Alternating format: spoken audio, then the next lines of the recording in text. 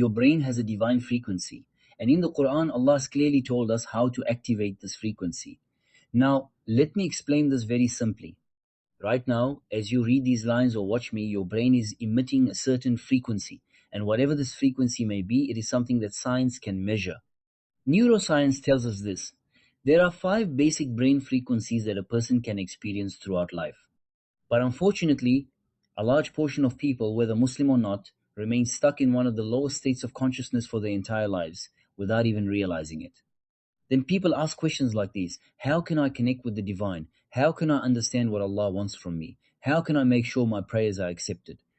One of the reasons you cannot find answers to these questions is that you are still trapped in a low frequency of consciousness.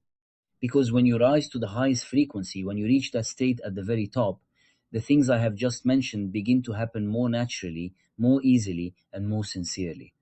Neuroscientists call this an elevated state of consciousness. They have observed this special frequency in certain monks who meditate for long hours. They have also found that similar distinctive frequencies appear in people who enter states of deep prayer and worship. And here is the beautiful part. When I turn to the Quran, I realize that Allah did not merely speak about the state which gives people peace, enriches their lives, and makes certain things easier.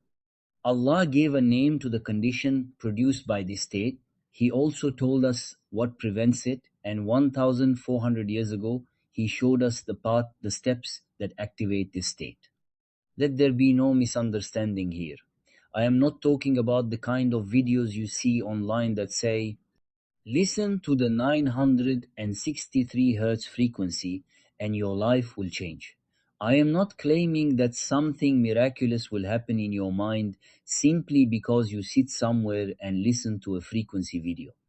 I am talking about something much deeper.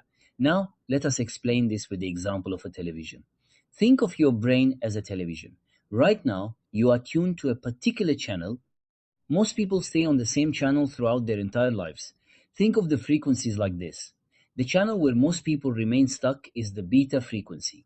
In the beta frequency, there is anxiety, there is overthinking, there is anger, there are depressive states. All these negative emotions are triggered more easily. But there are other channels as well. Most people, however, do not know how to switch between these channels. Let me give you a very concrete example. Think about the moment you wake up in the morning. During the first 2 seconds after you open your eyes, there is not yet any thought of a problem within you. There is no negative emotion. Your troubles have not yet rushed into your mind. That is because during those first 2 seconds, you are not in the beta frequency. You are in another frequency. Some people are even in the theta frequency at that moment. Some are still slightly in the delta state. But what do most people do? The moment they wake up, they look at their phones. And the instant they look at the phone, they immediately shift into beta brainwaves. What I'm telling you is this. If you learn how to move between these frequencies, and especially how to reach the gamma frequency, your life will begin to change. Because the beautiful life you are looking for is found in those higher states of consciousness. Beautiful experiences such as deeper prayer, an opening of the heart, and a stronger orientation toward the divine also emerge more easily in these states of consciousness. Now, let us briefly explain these frequencies. Delta is the state of deep sleep. It ranges from 0.5 to 4 Hz. Think of it as the television being completely turned off. You are in a deep sleep. Theta resembles the state in which you are groggy, absent-minded, or on autopilot. Alpha is the state in which you are calm and relaxed. Beta is the state of active thinking. When you are stressed, angry, or upset about something, you are generally in the beta state. Gamma is the elevated state of consciousness. This corresponds to the state we refer to here as the divine frequency. Because when you are in this frequency, it is as though you become a vessel that is more open to the will of Allah. It is as though the servant becomes a means through which the divine purpose manifests more easily. But this state emerges only when one approaches the gamma frequency. Most people never enter this state. Most Muslims never enter this state either. Why? Because most people live mentally in a constant state of beta. In one study, the brains of Tibetan monks were scanned. These were people who had practiced meditation for between 10,000 and 40,000 hours. The study found that their brains produced gamma waves 25 times stronger than those of ordinary people. Moreover, this gamma state did not appear only during meditation. It had become their baseline state, the primary state to which their brains had grown accustomed. In other words, their brains had permanently changed because of the practices they followed. So, what happens when this gamma wave forms in the human mind? We previously spoke about epigenetics. Epigenetics tells us this: your environment affects your genes. Your genes determine your proteins, and proteins form the structure of your body. So, if you change your internal environment, your body is affected as well. If you can consistently remain in a state close to gamma brain waves, you change the environment within you. When the internal environment changes, gene expression changes. When gene expression changes, proteins change. When proteins change, your body changes. This means the following: if you learn to approach the gamma state regularly, your body may become more resistant to illness because the energy and strength in your body that fight illness become better organized. By contrast, in people who remain in a constant beta state, the body's energy is often consumed by stress and anxiety. This is why so many people today become more vulnerable to depression and then to various illnesses. This is not random. A large portion of people struggle with illness because they do not know how to change their brain waves, their frequencies, in other words, their states of consciousness. If all of this is true, and science also says that these states of consciousness are real, then we must ask this question: has Allah left us without a path to reach this gamma state? Or did Allah describe this state in the Quran? Did He give it a name? Did He show us its key? What I'm saying is this: Allah has given us this key. This state that we call the divine frequency has a counterpart in the Quran. But before we move on to this name, we need to understand the levels of the Nafs, the lower self. The Quran mentions three fundamental states of the Nafs. There is the Nafs al-Ammara, the commanding self. There is the Nafs al-Lawwama, the self-reproaching self. There is the Nafs al-Mutmainna, the soul at peace. When a person is in the beta state, when beta is the dominant brainwave, that person often acts at the level of the Nafs al-Ammara. In this state, a person reacts to everything. They become angry and react immediately. They become upset and react immediately. They fall into negative emotions such as fear, guilt, and shame, and immediately act under their direction. When Allah speaks about the Nafs al-Ammara in the Quran, He draws attention to its aspect that commands evil. Then, when a person gains a little more awareness, moving from beta toward alpha, they approach the state of the Nafs al-Lawwama. The person is now a little calmer. They begin to see what is happening within them. This is the moment when the inner witness becomes active. The person begins to notice their own patterns, thoughts, and reactions. As the Quran indicates, the person develops insight into their own self. Scientists call this metacognition. Metacognition means being able to recognize your own thinking. At this point, you are no longer the thought itself. You are the one observing the thoughts. So, the Nafs al-Ammara resembles the beta state. It is like the survival channel. It is the state of fight or flight. The person acts from within low and negative emotions. But the Nafs al-Mutmainna is a different state. This is where we approach the state that we call the divine frequency. In this state, harmony develops between the prefrontal region of the brain and the limbic system. In other words, the region of the brain associated with decision-making, attention, and willpower works in greater harmony with the emotional system. What does this mean? The conflict within you decreases. You do not mentally tear yourself down. You do not overthink. You do not easily fall into depressive cycles. Neuroscience says that this state is associated with a sustained gamma state at around 40 Hz. This is a higher state of consciousness. The Quran presents three states of the Nafs. In a similar way, science shows us three different levels of consciousness, three different frequency bands that resemble these states. But the Quran does not merely describe these states. It also tells us what prevents this state. The thing that blocks this divine frequency is khafla, heedlessness. Khafla means being unconscious, sleeping while awake, and living without awareness. If you do not practice self awareness and simply live automatically, your mind remains idle and scattered. That is when heedlessness begins. In the Quran, Allah says of certain people that although they have eyes, they do not see, although they have ears, they do not hear, and although they have hearts, they do not understand. Most people today are like this. The signs of Allah are all around you, but you cannot see them. Allah's signs are everywhere, but you cannot hear them. Allah's mercy, beauty, and power surround you on every side, but you cannot feel them. If you are in such a state, it means that you are in heedlessness. So, what does Allah identify as the remedy for heedlessness? What tunes a person to this divine frequency? The answer is dhikr, the remembrance of Allah. The remembrance of Allah is the key that carries a person into this state. Most people are in a state of heedlessness. The remembrance of Allah is the path that brings a person to the state of the Nafs al-Mutmainna. As we have discussed before, the highest state is itminan, inner tranquility. The path to inner tranquility is dhikr, because dhikr eliminates heedlessness, but dhikr is not merely the repetition of words.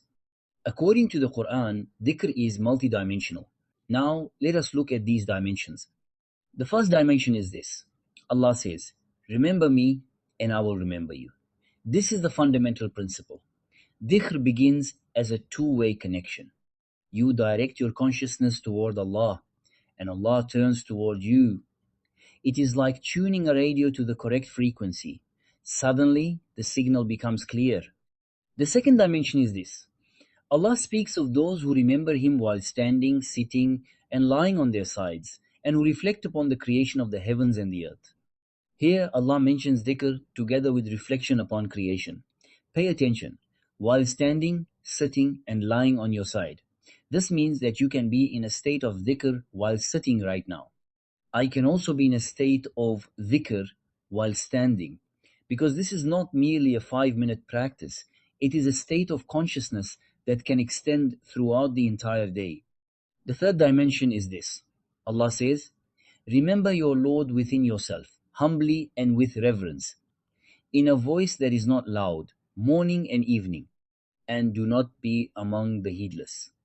Pay attention, he says, do not be among the heedless. This is where dhikr has an aspect that resembles meditation. You sit in the morning and in the evening, silently, within yourself, and with deep humility, you remember Allah. But this is not a simple relaxation exercise. It is the state of directing the heart toward Allah. The fourth dimension is this. Human beings will forget, because even the meaning of the word insan, human, contains the idea of forgetfulness. Whisperings will come, the mind will become distracted, the heart will drift elsewhere. Allah teaches us this. Remember Allah when you forget. In other words, the moment you fall into heedlessness, return again. Catching yourself and bringing yourself back each time you drift is also dhikr. While scrolling on your phone, you suddenly realize, I have lost myself again. That realization and return to Allah is also dhikr. The fifth dimension is the Quran, because Allah also uses the word dhikr for the Quran. Reading the Quran is dhikr. Reflecting upon the Quran is dhikr. Pausing over a verse is dhikr. Allowing a verse to change you is dhikr. If dhikr is the key to reaching this divine frequency, then knowing the different forms of dhikr will change your life. Now, let us come to the practical side. To begin, you can do the following. Set alarms throughout the day. When an alarm goes off, ask yourself this question. Where is my awareness right now? If the alarm startles you, it most likely indicates that you were not in a state of dhikr at that moment. This is not a bad thing. It is simply something you need to notice. When the alarm goes off, stop immediately. Check in with yourself. Where is my consciousness? Where is my heart? Am I remembering Allah, or have I gone completely into autopilot? When you do this again and again throughout the day, you begin to move from beta brainwaves into the alpha state, and then over time into a higher state of awareness. If this practice deepens, you may even begin to experience a state of consciousness close to the gamma frequency throughout the entire day. And I say this sincerely. If you truly experience a day like this, many things in your life will change. You can understand this only when you practice it. We can call a very similar practice the sudden awareness exercise. Throughout the day, you take 20, 30, or even 50 short pauses. You stop, you breathe. For a moment, you let go of all the thoughts, identities, patterns, and judgments within you. And you simply feel that your body exists within this present moment. Because Allah says, to Allah belong the east and the west. Wherever you turn, there is the face of Allah. The mercy of Allah also encompasses everything. Therefore, if you manage to be truly present in this moment, you touch a doorway that opens into the divine presence. This is the exact opposite of the state Allah describes when He speaks of people who have eyes, ears, and hearts, yet do not see, hear, or feel the truth. What do you do when you are present in the moment? You activate your eyes. Now you truly begin to see. You activate your ears. Now you truly begin to hear. You activate your heart. Now you truly begin to feel. Being aware of the breath is also one way of doing this, because the breath exists in this moment. Your body can be an anchor that brings you back to the present. When you do this practice, you are actually returning to the state of remembrance that Allah points to in the verses. Throughout the day, your state will be like this. First, you drift away. You get carried away on social media. You react. You live on autopilot. You move around in beta brainwaves. Then dhikr comes. You remember and you return. The second practice is dhikr in the morning and evening. Allah explicitly commands remembrance in the morning and evening. He tells us not to be among the heedless. When you wake up in the morning, sit with yourself for a few minutes. Remember Allah. But how will you remember Allah? As I said a moment ago, by seeing, by hearing, by feeling. In other words, by being fully present, right here and right now. Because Allah describes a person in a state of heedlessness as someone who has eyes but does not see, ears but does not hear, and a heart but does not feel. Therefore, in true dhikr, a person sees, hears, and feels. Simply being present, right here and right now, is itself a doorway to dhikr. This is something that will change your life. Some may think, can it really be this simple? Yes, the beginning is this simple. But the fact that it is simple does not mean that it is without value. Most people are not here. Most people live inside their minds. They think about the future. They grieve over the past. But they are not in the present. Of course, this happens to me as well. A person may not remain fully awake in every moment of the entire day, but this is precisely the practice. Returning to this moment again and again, remembering Allah again and again. Do this in the morning. Do it in the evening. When you wake up in the morning, do not immediately look at your phone. Sit down. Begin with 2 or 3 minutes. Ideally, you should be able to sit for 20 minutes in the morning and 20 minutes in the evening. But even 2 or 3 minutes is enough at the beginning. Remember Allah humbly, sincerely, and silently. No one needs to see you. It is only you and Allah. This is the state of divine remembrance. When you do this every morning and every night, your day begins to change.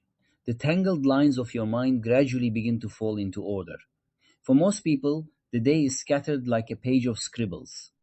But the day of a person who sits in dhikr morning and evening becomes more peaceful, calmer, and more integrated. The third practice is to reflect deeply upon the Quran. In Western style meditation, some people focus on the flame of a candle. Some focus on their breathing. Some focus on a point in their body. These may also help gather and focus attention. But the highest focus is to concentrate on the word of Allah. Take a verse from the Quran into your mind. Reflect upon it. Sit with it. Allow it to change you. Because the Quran itself is dhikr. When you reflect upon the verses of the Quran, Allah may open your heart. He may inspire you. He may transform you. Because the Quran stands like a closed book, but the way to open it is to reflect upon it. This is what we call tadabbur, deep contemplation. Tadabbur means not merely reading the Quran, but trying to understand the divine purpose behind the verse. You place a verse before you and you place yourself behind it. In other words, you allow the Quran to guide you. You do not make the Quran conform to your own thinking. You allow the Quran to move you, change you, and transform you. When you contemplate the Quran, you begin to know Allah more accurately. You begin to see not the image of God that you have invented in your own mind, but the true divine meaning through which Allah has made Himself known. For example, think about the verse stating that Allah desires ease for you and does not desire hardship for you. When you truly contemplate this verse, you may realize the following. Where am I creating unnecessary hardship for myself? Which of my behaviors do I regard as religion, even though Allah has not commanded them?